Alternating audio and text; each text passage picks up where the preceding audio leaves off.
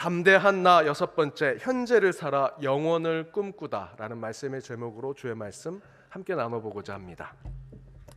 몇 주 동안 잠을 설쳐가면서 아시안컵 축구를 보신 분들이 많이 계실 거라 생각이 듭니다. 대한민국 축구팀은 시종일관 답답한 경기력을 보여주다가 인저리 타임, 경기의 막판에 마지막 순간에 득점을 하면서 드라마틱한 경기를 보여주며 4강까지 올라갔습니다. 그런데 예전에 단 한 번도 진 적이 없고요. 조별 경기에서는 2대2로 비겼고 또 일본과의 친선 경기에서는 일본이 6대1로 이기기까지 했던 요르단이라는 팀에 2대0, 0대2로 대한민국 팀이 졌습니다. 이전에 보여줬던 드라마틱한 순간은 그 경기에서 나오지 않았습니다. 사실 전에도 이전의 경기들도 사실 2대0, 3대0으로 질 수 있는 경기에 간신히 골키퍼가 잘하고 수비가 잘 막다가 마지막에 득점을 해서 드라마틱한 경기를 만들어냈지 사실은 그 전의 경기력도 그리 뛰어난 것은 아니었습니다.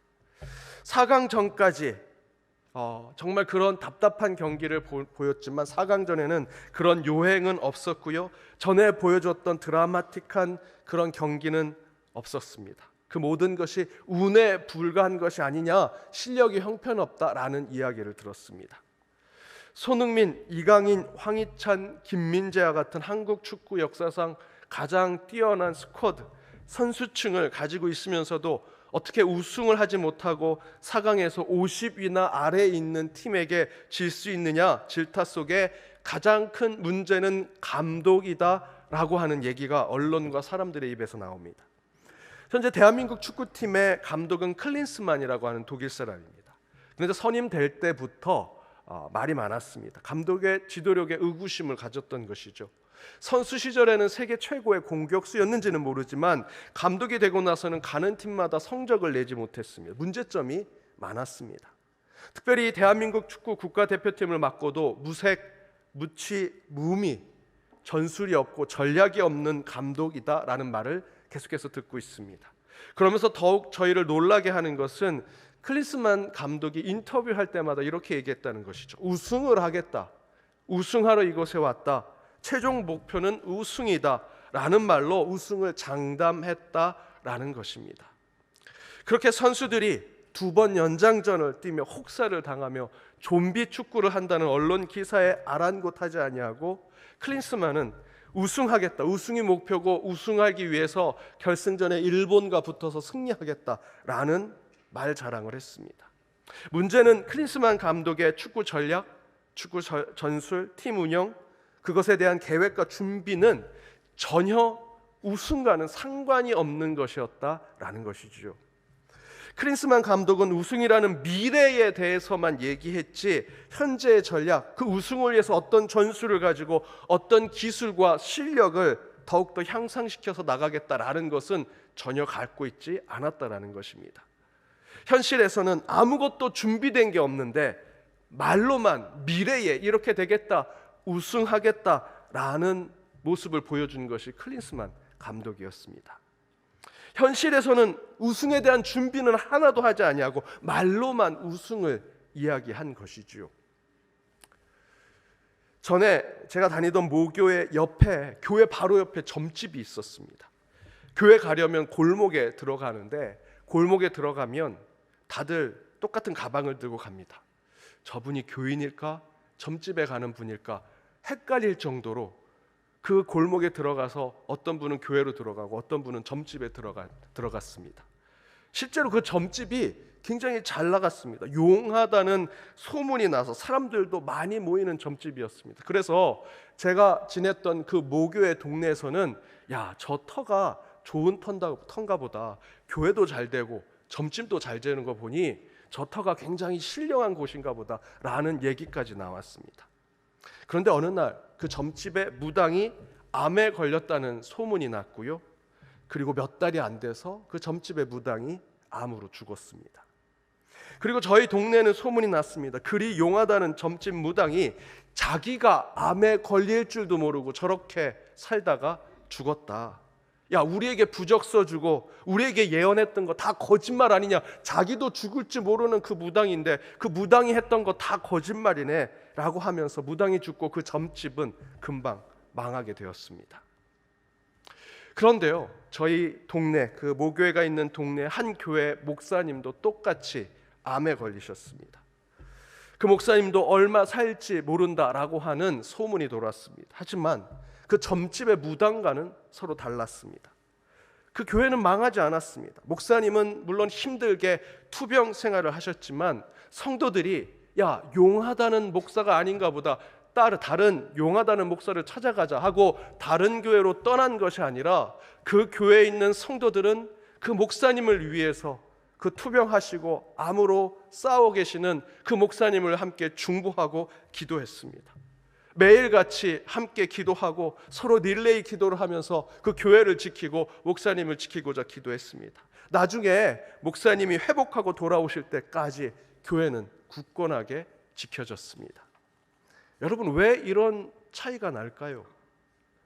기독교의 신앙은요, 현세와 내세 모두가 중요한 종교이기 때문입니다. 예수님께서 회개하라, 천국이 가까이 왔다라고 하시는 그 외침 때문에 천국만을 위한 삶을 저와 여러분, 우리 그리스도인이 살 것 같지만 그렇지 않다라는 것이죠. 기독교의 신앙은 내일을 위해 오늘을 최선을 다하는 종교다라는 것입니다. 하지만 여러분, 유교와 같은 종교는요, 현세의 방점이 찍혀져 있습니다. 현세를 더 강조하는 종교입니다. 앞에서 말씀드렸던 무속 종교, 샤머니즘도 현세가 중요한 거죠.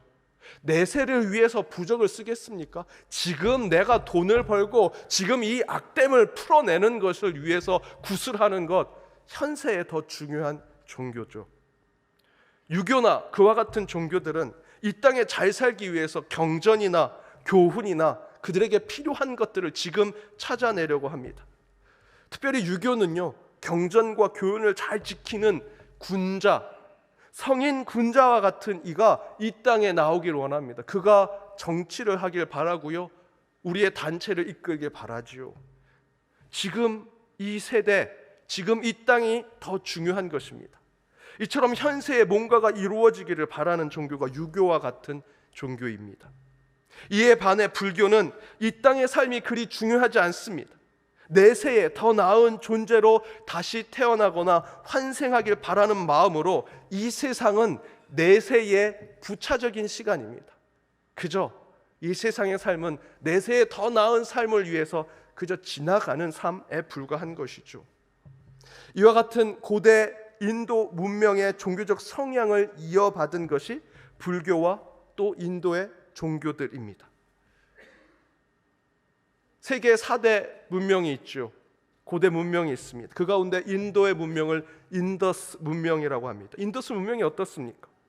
더운 날씨, 적도에 가까운 곳에 홍수가 많이 납니다. 그때 당시에 위생적으로 건강했겠습니까? 홍수가 나고 전염병이 돌면 수많은 사람들이 죽어갑니다. 그 죽어가는 사람들 제대로 처리도 못해서 그 길거리에 사람들이 죽고 썩어져 갑니다. 그럼에도 불구하고 인더스 문명의 인도의 사람들은 저 멀리에 히말라야 산맥의 설원을 보면서 지금 이 땅에 나는 이렇게 죽어가고 썩어져가는 이 냄새나는 이 거리에서 살아가지만 저 히말라야 산맥, 저 설산 뒤에는 극락이 있을 거야. 나는 여기서 이들과 함께 같이 곰팡이 쓸어 죽어갈지 모르지만 나는 죽으면 저 설원 너머에 새로운 세상으로 가게 될 것이다 라는 삶을 가지고 살았던 종교가 바로 불교와 인더스 문명에서 나오는 인도의 종교들이었다라는 것이죠. 그래서 고대 인도에서 발생한 힌두교나 불교는요, 내세의 방점이 더 찍혀져 있습니다. 이런 종교들에 반해 기독교는 다 모든 것을 품고 있는 종교, 통합적인 종교성을 가지고 있습니다. 양쪽의 모든 것의 중요성을 가지고 있는 종교라고 할 수 있습니다. 내세도 중요하지만 바로 이 현실의 삶도 중요한 종교심. 저 멀리에 하늘 보좌에 계신 하나님께 가까이 가기 위해 지금 죽어도 여한이 없다라고 하면서 바울이 빌립보서에서 그렇게 얘기하죠. 나는 지금 죽어도 괜찮아. 하지만 우리 그리스도인들은 호흡이 있는 한 지금 주어진 삶에 최선을 다하는 사람들이라는 것입니다. 여러분, 스데반을 보십시오. 설교를 하다가 그 설교에 회개하지 않는 유대인들이 스데반을 죽이려고 합니다. 스데반이 돌을 맞아 죽게 되죠. 그때 스데반은 환상을 봅니다. 하늘의 문이 열리고요, 그 가운데 인자가 하나님 보좌 옆에 서 있는 것을 보게 됩니다. 얼마나 신비로웠겠습니까? 지금 현실의 삶에서는 나를 돌을 쳐 죽이려고 하지만 스데반은 하나님을 믿는 자로 저 하늘의 신비를 보면서 아휴, 난 죽어도 상관없어. 이 땅에서 뭐가 중요해. 염세적이고 체면적인 생각을 할 수 있었겠죠. 그렇다면 그 모습을 본 당시 초대교회 그리스도인들이 똑같이 스데반처럼 저렇게 신비롭게 나도 그냥 빨리 죽어야겠다라고 생각을 했을까요? 아닙니다. 사도행전 8장에 보면 스데반이 천국을 보고 죽었으니 우리도 모여서 기도하다가 그저 천국에 부를 때 빨리 죽자라고 한 것이 아니고요, 성경을 보니 유대와 사마리아 모든 땅으로 흩어졌다라고 증거합니다. 흩어져 숨어서 기도하다가 신비를 보고 우리도 빨리 죽자라고 하는 것이 아니라 여기서 사도행전 8장 1절에 유다와 사마리아 모든 땅이라고 하는 표현은요, 사도행전 1장 8절에 연결해서 본다면 예수님께서 예루살렘과 유다와 사마리아 땅 끝까지 이르러 내 복음을 전하라고 하는 이 말씀과 연결해서 본다면 그들 가운데 사명을 다하기 위해서 스데반이 순교한 이후로 우리 그리스도인들이 흩어졌다라는 것입니다. 흩어져 한 곳에 모여서 신비로운 체험을 하고 그곳에서 다 같이 죽자라는 것이 아니고요, 흩어져서 복음을 전하자, 주의 말씀 가운데 그의 사명 가운데 최선을 다하자라는 것이죠. 스데반 순교 이후로 초대교회가 시한부 종말론과 같은 종교가 된 것이 아니라 도리어 더 그 현실의 삶에 종교적 사명을 더 다하더라라는 것입니다. 이처럼 기독교는 천국을 마음에 품고 사는 종교지만 그 신비로운 천국 때문에 이 땅의 삶을 하찮게 여기거나 더 중요한 삶을 죽고 가는 내세의 삶이라고 생각하지 않더라는 것이죠. 기독교는 다음 세상에 갈 하나님의 처소가 중요한 만큼 이 땅에서 그리스도인으로 사는 이 땅의 현재의 삶도 우리에겐, 우리 신앙에서는 중요한 것이다 라는 겁니다. 따라서 그리스도인은 영혼을 꿈꾸는 종교이지만 동시에 그 꿈을 가슴에 품고 현실의 삶에 충실한 인생을 사는 자들이 바로 그리스도인이다 라는 것입니다. 오늘 창세기 본문이 여러분은 이미 다 아시는 말씀입니다. 창세기 41장 1절에서 4절에 보면 애굽 왕 바로가 꿈을 꾸죠. 나일 강가에 살찐 암소 7마리가 있습니다. 그런데 그 흉하고 파리한 또 다른 암소 7마리가 그 살찐 암소를 다 잡아먹습니다. 그 흉한 꿈을 꾸고 이후에도 계속 비슷한 꿈을 꾸게 되죠. 그런데 감옥에서 꿈 해몽을 잘하는 한 사람의 소문을 듣게 됩니다. 요셉입니다. 그래서 그 요셉을 불러서 자신의 꿈을 얘기하고 꿈 해몽을 듣습니다. 그 요셉의 해석을 들은 바로 왕과 그 신하들은 요셉이 하나님의 영에 감동된 사람으로 이렇게 꿈 해몽을 잘하고 미래와 내일을 잘 보는 사람이구나, 그 요셉의 영적인 지도력을 보고 그를 총리로 세웁니다. 그리고 나서 바로 오늘 본문에서처럼 요셉은 총리가 되고 나서 46절에 보니 온 땅을 순찰하지요. 그리고 지난 바로왕의 꿈을 생각하면서 풍년이 들 때 곡물을 각 성에 저장하고 흉년을 준비하는 모습을 보여줍니다. 오늘 본문의 모습은요, 바로 요셉의 이야기죠. 여러분 잘 생각해 보십시오. 실제로 내일에 대한 꿈을 꾼 것은 요셉이 아닙니다. 미래나 내일의 신비로운 것들에 그 빠져있는 사람은 요셉이 아니었습니다. 오늘 본문대로 본다면 그 꿈을 꾼 사람은 애굽왕 바로지요. 하지만 요셉은요, 그 내일을 위해 가장 현실적인 준비와 예비를 한 자로 성경은 증거합니다. 오늘 본문의 말씀은 매우 현실적인 얘기입니다. 요셉이 바로 왕이 꿈꾼 내일에 대한 얘기를 가지고 그가 보여준 것은 지금 이 땅, 지금 이 시간 우리 현재의 삶에 가장 필요한 것이 무엇인지를 보여주고 있는 말씀이라는 것입니다. 바로 그리스도인은 그런 자가 되어야 합니다. 자칫 오해를 주는 그리스도인의 모습은요, 우리 기독교인들은 꿈꾸는 자다, 내일을 보는 자다, 예언하는 자다, 그리고 신비를 보는 자들이라는 것으로 생각할 수 있습니다. 물론 그리스도인들이 요한계시록 21장의 말씀대로 우리 눈물을 닦아주는 하나님을 만난 사람들 맞지요. 인격적으로 하나님을 만났습니다. 아무리 설명해도 세상 사람들은 그것을 신비로 볼 것입니다. 내일의 얘기로 볼 것이고요. 어찌됐든 저희는 그 하나님을 만났습니다. 그 하나님을 만난 이후로 사망이 없고 애통한 것이나 곡하는 것이나 아픈 것이 없는 곳을 소망하고 그 나라를 위해 사는 신앙의 사람들 맞지요. 하지만 우리 그리스도인은 그 세상을 위해 이 땅의 삶을 조금도 소홀하게 살지 않는다라는 것입니다. 잘못된 신앙을 가지고 요한계시록을 읽는 사람들은요, 그동안 보여줬던 이단적 종교 행위는 이 계시록이나 다른 성경 말씀을 읽고 곧 예수가 오시니 우리는 시한부 인생을 살아야 된다라고 얘기하더라는 것이죠. 오늘 본문의 말씀을 읽고 하나님을 만나면 하나님께서 우리 애통한 것, 곡하는 것, 슬픔을 다 없게 하시니 세상 뭐가 중요하냐, 하나님만 만나면 되지 라고 생각할지 모르지만 건강한 그리스도인들은 그렇게 생각하지 않습니다. 잘못된 이단적 요소를 가진 사람들이 요한계시록을 읽고 성경 말씀을 읽고 잘못 해석해서 시한부적인 삶을 살아가는 것이죠. 어떤 단체는요, 그렇게 생각하면서 그 신비로운 것만 체험하고 야 이제 우리 다 죽자, 집단 자살을 하기도 하고요, 재산과 재물을 다 사이비 교주에게 다 바칩니다. 그렇게 그런 단체들은 세상을 혼란케 만들고 범법을 행하면서 건강한 교회, 건강한 크리스찬들을 비난받게 하지요.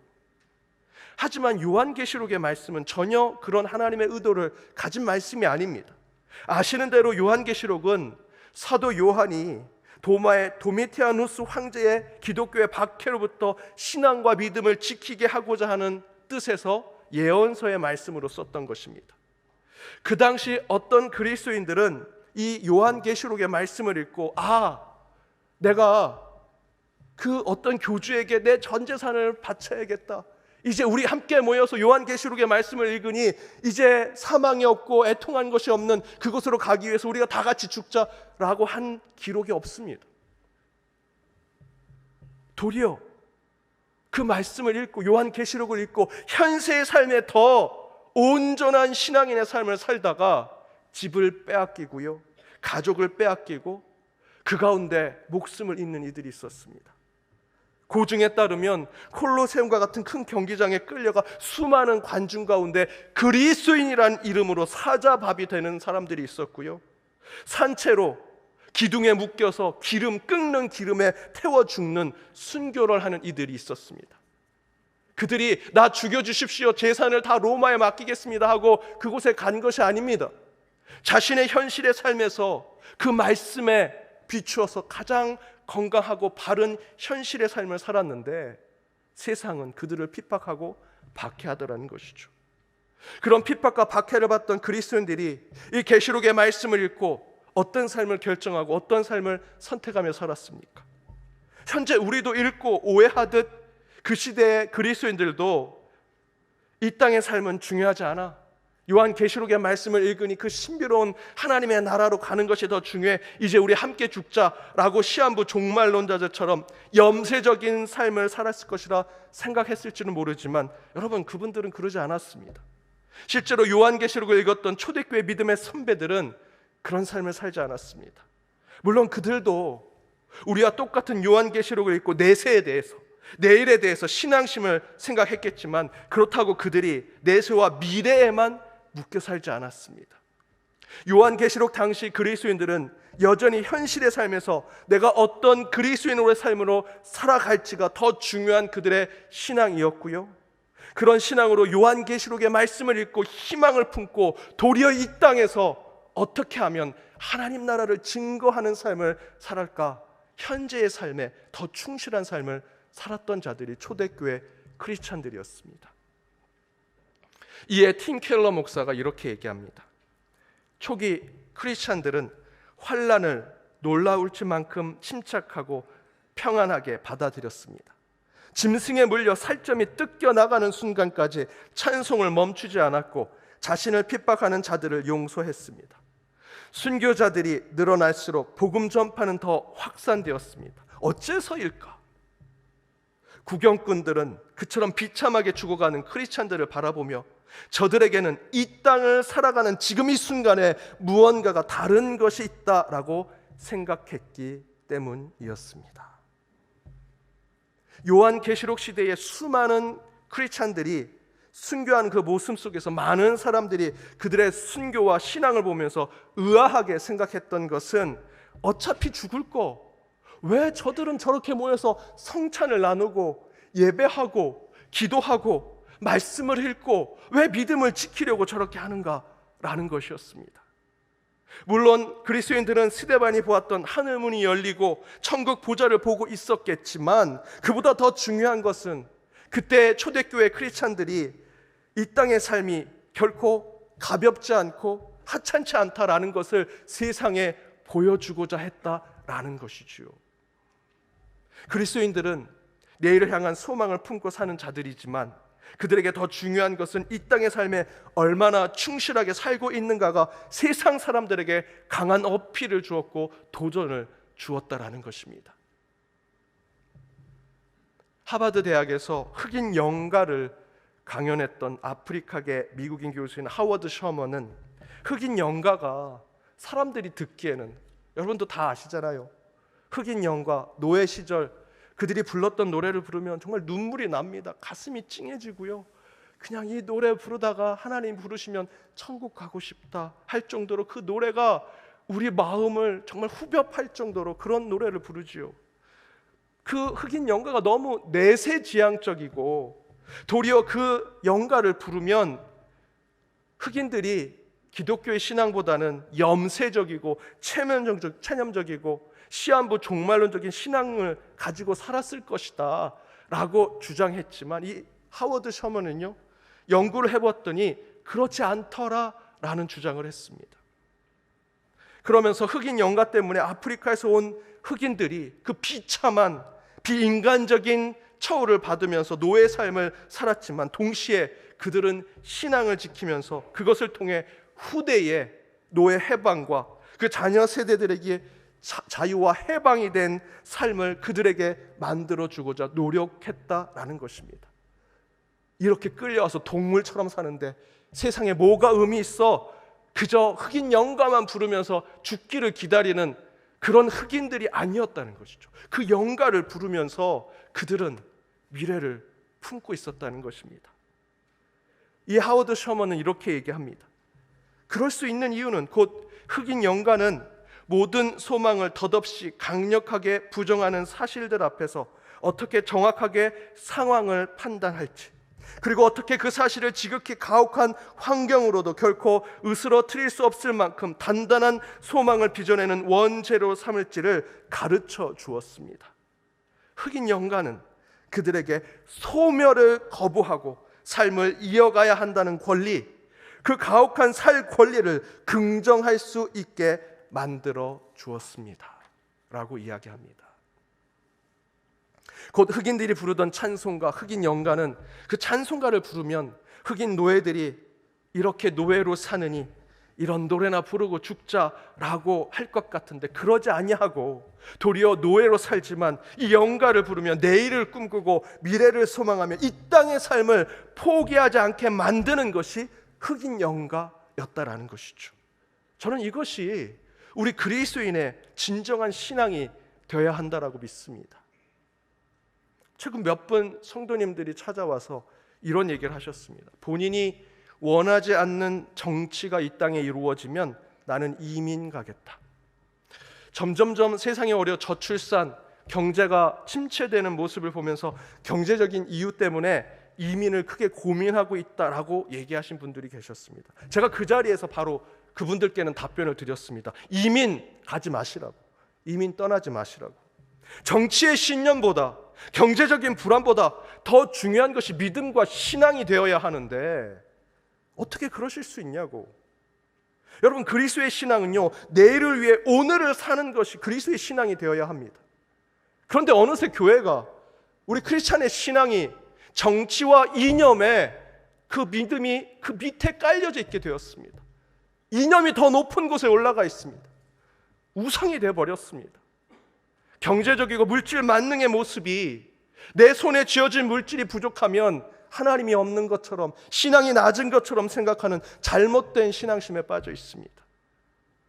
그렇게 되면 교회는요, 현재를 살아 영원과 내일을 꿈꾸는 곳이 되지 못합니다. 세상 어느 누구에게도 희망이 되지 못할 것입니다. 제가 중학교 때 너무 아파서 학교를 가기 싫은데 그래도 한번 가보자 하고 학교에 갔습니다. 그런데 1교시가 끝났는데도 너무 몸이 아파서 수업을 들을 수 없을 것 같아서 선생님을 찾아가서 조퇴를 하겠다라고 얘기하려고 찾아가려고 하는데, 그날 또 하필 담임 선생님이 참 좋은 분이셨는데 그날 그 담임 선생님이 결근을 하셔서 우리 학교에서 제일 무서운 선생님이 임시 담임 선생님이 됐습니다. 너무 아파서 교무실에 가야 되는데 그 너무 무서운 선생님한테 가면 분명히 혼이 날 것 같은데도 그래도 너무 아프니 선생님께 얘기라도 해야겠다 하고 찾아갔습니다. 선생님, 제가 너무 아파서 조퇴하고 싶습니다. 그랬더니 저희 학교에서 제일 무서운 그 선생님이 이렇게 얘기했습니다. 학생은 죽어도 학교에서 죽어야 돼. 그때 제가 그 얘기를 듣고 너무 서운하고요, 마음이 너무 괴로웠습니다. 그런데 훗날 그때 그 경험을 되짚고 다시 생각하고 다시 회상해 보니 가장 제 인생에서 중요한 말이 되었습니다. 학생은 학교에서 죽어야 되는구나. 학생이라면 공부하다가 그곳에서 승부를 내고 그곳에서 뭔가를 해야 되는구나. 목사는 죽어도 교회에서 죽어야 되는구나. 말씀을 전하고 믿음을 전하다가 죽는 것이 목사가 되어야 하는구나. 여러분, 많은 교회들이요, 서울에도 교회 이름이 똑같이 부산에도 있습니다. 그런데 우리 연동교회는 부산 연동교회 없습니다. 제가 듣기로는 많은 분들이 물론 내려가서 우리도 부산 연동교회 합시다, 언제 우리가 서울로 올라갈지도 모르는데 부산 연동교회 만듭시다 라고 했지만, 우리 그 당시의 교회 믿음의 선배들, 교회 지도자들이 아니야, 우리는 다시 그 땅이 공산주의로부터 회복되고 다시 우리 연동교회 그 연못골에서 다시 신앙생활하는 것이 우리의 꿈이 돼야 돼. 그래서 부산에서 부산 연동교회 만들지 않고 다시 서울이 수복되고 이곳에 연동교회 다시 세웠다고 합니다. 여러분, 이것이 우리 기독교의 신앙이 되어야 되지 않겠습니까? 어디 이민을 가시려고, 어디를 떠나시려고 합니까? 지금 있는 자리, 지금 있는 이 땅, 이 현재의 삶에서 그리스도의 신앙을 보여주셔야 합니다. 사랑하는 여러분, 그리스도인은 천국을 꿈꾸고 내일의 희망을 갖고 사는 자들이지요.